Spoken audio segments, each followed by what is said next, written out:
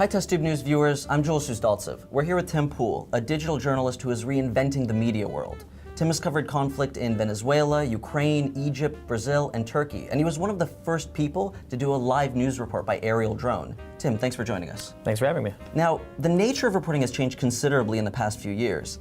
What do you think is the difference between 20th century journalism and what you're doing now? I think the one answer everyone always gives is that, back in the day, a reporter would go out, watch an event happen, and then write about it, or they would go out and find witnesses and ask them what happened and write about it. Today, we're all journalists. We're all the eyewitnesses. So now pretty much anybody can become a journalist. Yeah, that's the idea. It's like everyone is a citizen journalist. Or I should say, a citizen journalist is that person who's out walking their dog, minding their own business when a plane crashes and they film it. At any point, anyone today can become the most important journalist in the world. If you're in the right place at the right time and you have your phone, sending out one sentence could change the world. But if everybody can be a journalist, how do we know who to trust? How do we know that anybody who's trying to be a journalist is unbiased or has integrity? That's seriously one of the biggest challenges. I think, unfortunately, most people just look, in their Twitter profile, does it say I'm a reporter? Do they have a verified check mark? When I first started doing this, I reported from a court case in Chicago during these big NATO protests. And I was the first one out of the courtroom, and I said, boom, here's the facts. Bond was set at, X million dollars. And the response I got from everyone is, who is this guy? Can we get a source on this? And so here I am as I'm a journalist. I've been covering this stuff for, at that point, 2 years or for a year and a half. And no one trusted me. One day, a blue check mark was added to my profile, and everyone believed everything I said. So then, what do you think is the role of media and media companies in sort of this new age of journalism? Right now, the key thing that these companies need to be doing, and what a lot of them are doing, is making news from noise. We're seeing all of these different puzzle pieces drop off these photos, these tweets. Journalists have to sit there and find that narrative and figure out what happened. We can see all these pieces, they come together, and there's your story.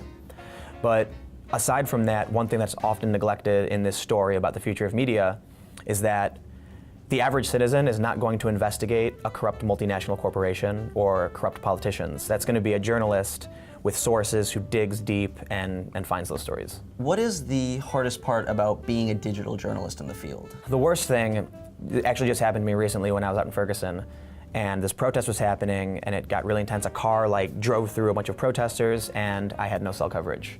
So at that point, I couldn't do anything. People were sharing, the information through their different services. My service wasn't working, so I felt like I might as well not even been there. But in most of these events, if you're a journalist on the ground, if you don't have access to, the fire hose, to that data feed, to send that information out immediately, the information's going to get out before you. And if you're not connected, you might as well not be there. The other big challenge is monetization. How are these companies going to survive? Right. Because that whole model is completely changed now.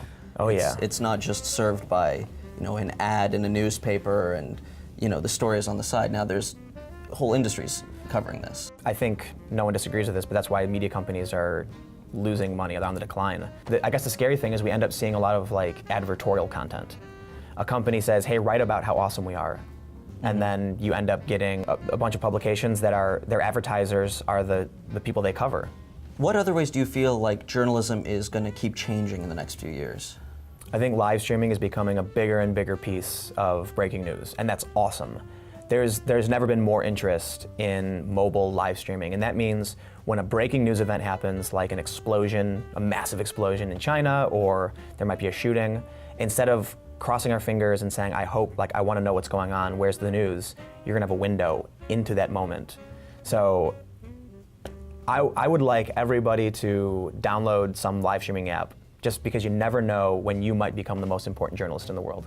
So basically, everybody download live streaming apps and become a citizen journalist yourself. Tim, thanks so much for joining us. Make sure to check out his YouTube channel and the video he did for us about Russia. Last year, Russia's economy grew barely 0.5% compared to 4.5% in 2010.